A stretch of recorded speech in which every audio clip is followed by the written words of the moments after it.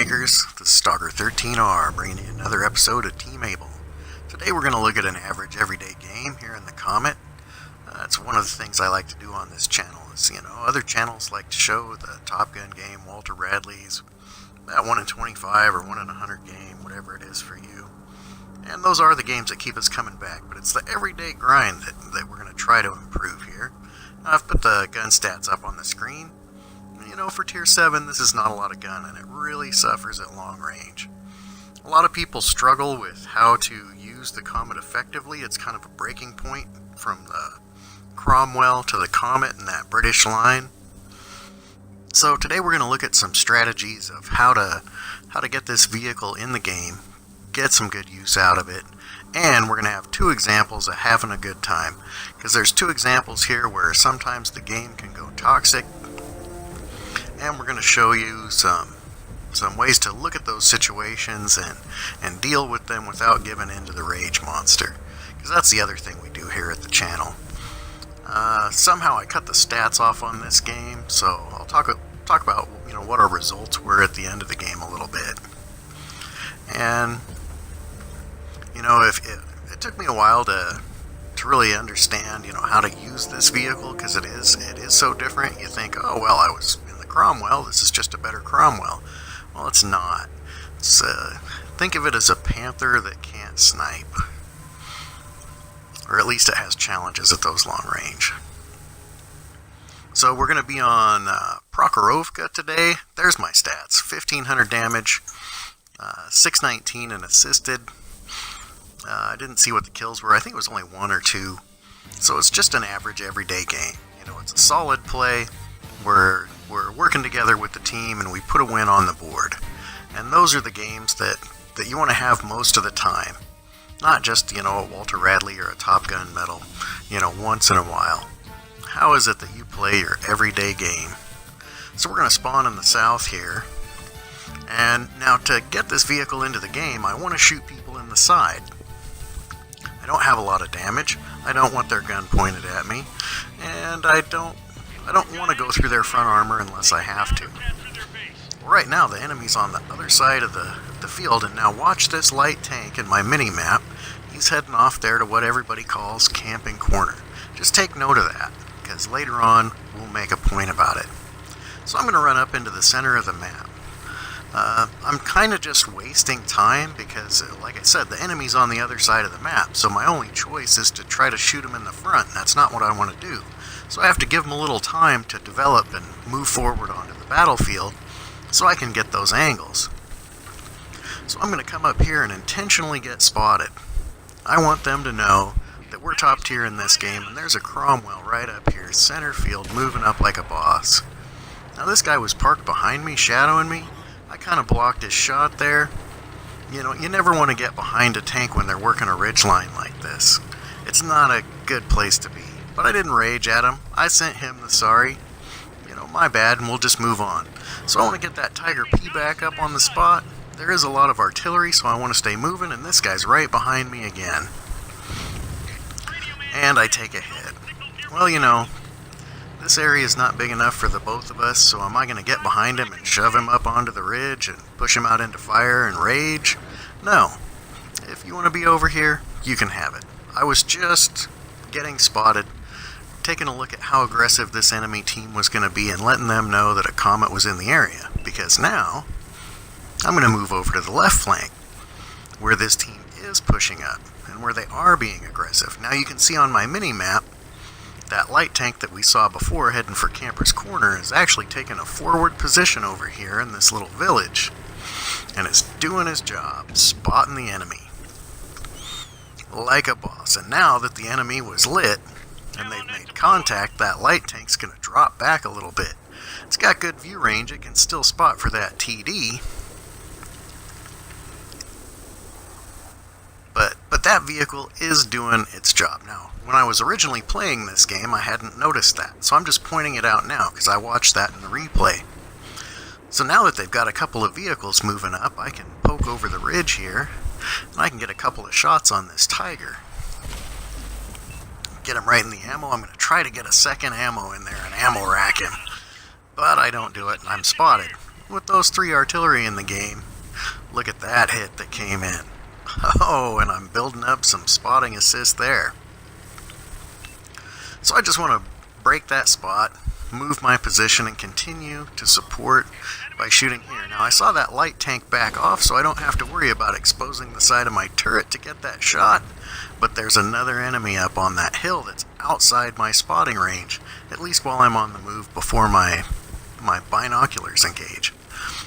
So I faded over that way just to make sure that that light tank wasn't going to YOLO in. Oh, and we lost that heavy tank.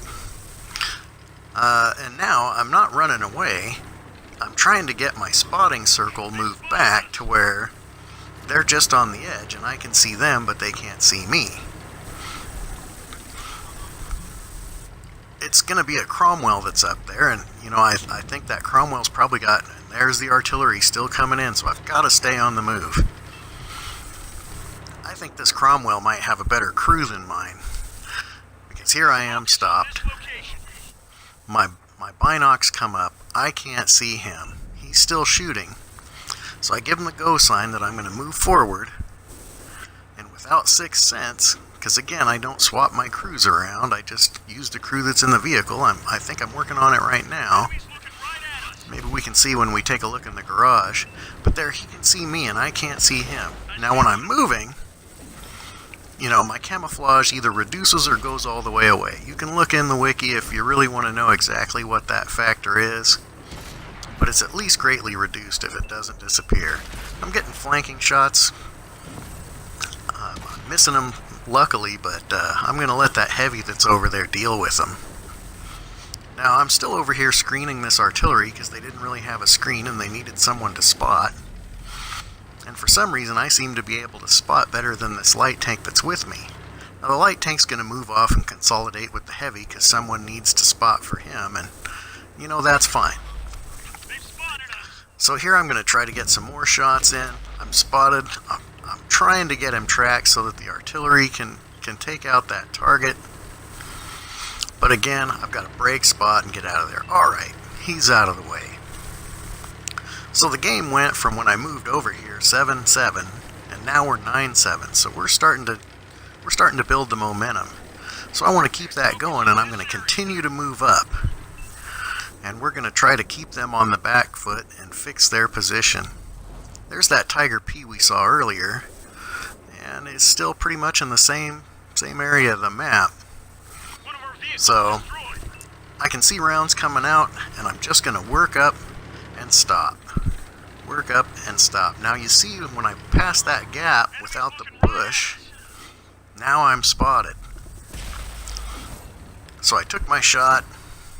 I'm reloading. Oh, I took a shot from this vehicle on my left, but that vehicle's reloading, so I'm going to go ahead and clean up my shot. It's an SU-152, bounced off the front, but I've got 2 different angles of fire on me here, so I've got to get into this low ground and reduce the amount of people that can shoot at me at once. Now, I'm not good at circling. That's one of the things that I struggle with. But here's the switcheroo. It looks like I'm going to come in on his right side, but then I switch and go around and come in on the left. And now I'm going to circle. I think my driver was killed, so, he's fixed, but, he's not driving 100%. I've got a track that's down. Fortunately, that heavy helped me out, or somebody helped me out, and put that final round in him. So I just want to break spot and come up on the ridge, and we'll finish this game up. And that way I'll be able to shoot at them, and hopefully they wouldn't be able to shoot back. But they're going to clean it up, and there you go, average game. We got 11 pins, 1 kill, and some spotting assist. We finished it up 15-9 when it was 7-7 when we really got going in the game.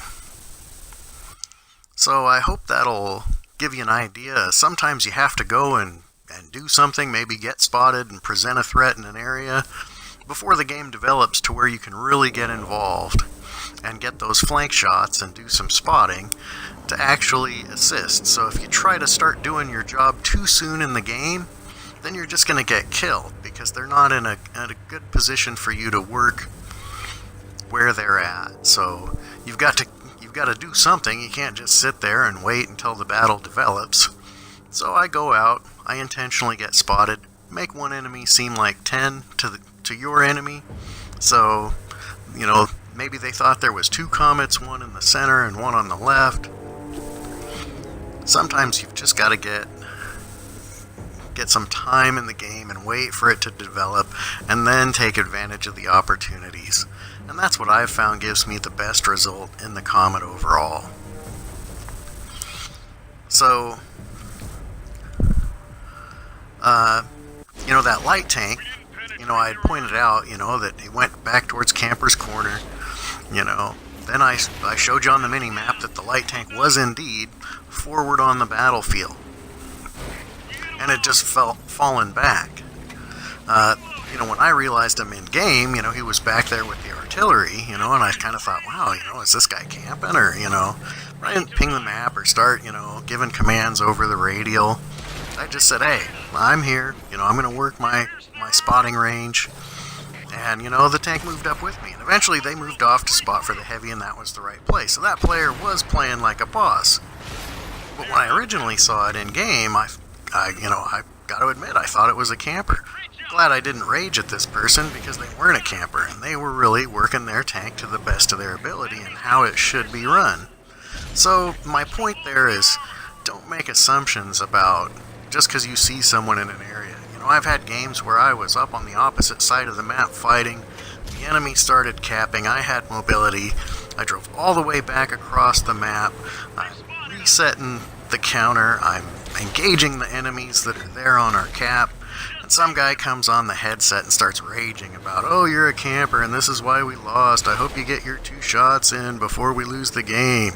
And they had no idea what I had been doing for the rest of the game. So, the whole judgment about, is someone being a camper, what's their play style? On this channel we try to convince you to just leave all of that off the table. It's only going to bring you heartache and misery, and it's usually based on assumptions that may not be true. We had the guy that was getting behind us while we were working the ridge. Did we rage at him? No, we just moved off to a different area. So there's a couple of tips for you. I hope you enjoyed the video, and thanks for watching.